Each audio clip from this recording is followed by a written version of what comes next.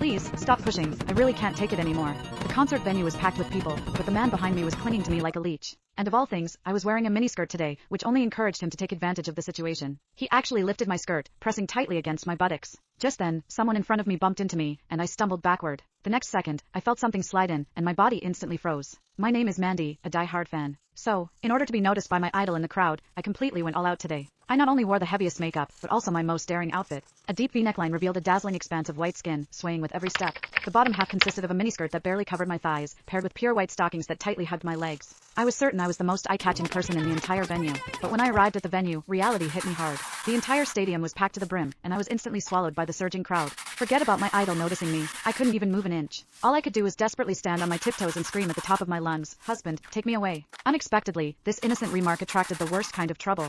My idol didn't notice me, but it attracted a disgusting pervert. After I shouted those words, I felt someone behind me bumping into me repeatedly. At first, I thought it was just accidental contact due to the crowd. After all, bumps and jostles are normal in such a place. But the feeling became clearer and clearer. A hard object was repeatedly pressing against my buttocks, making me extremely uncomfortable. It was only then that I realized what had happened. I thought I had accidentally bumped into his hand, which he had placed behind him, so I quickly turned around, ready to politely apologize. I instinctively apologized, but he paused for a moment, then unexpectedly flashed a meaningful, mischievous smile. "It's all right, I'm happy to oblige." When I turned back around, pretending nothing had happened, I didn't expect him to become even more brazen, pressing himself against me.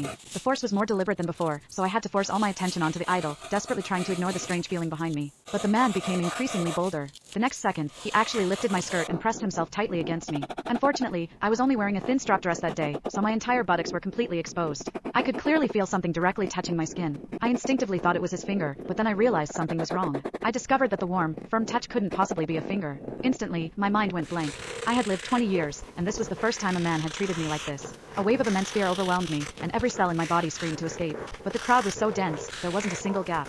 I was like a deer caught in the headlights, unable to move. I instinctively tensed my entire body, trying to resist the fear with my rigid posture. The moment my buttock muscles tightened, I inadvertently clamped down on that so-called finger, and a strange tingling sensation instantly spread through me, making my face flush. What confused me even more was that I didn't reject this feeling. In fact, deep down, a hidden sense of anticipation arose.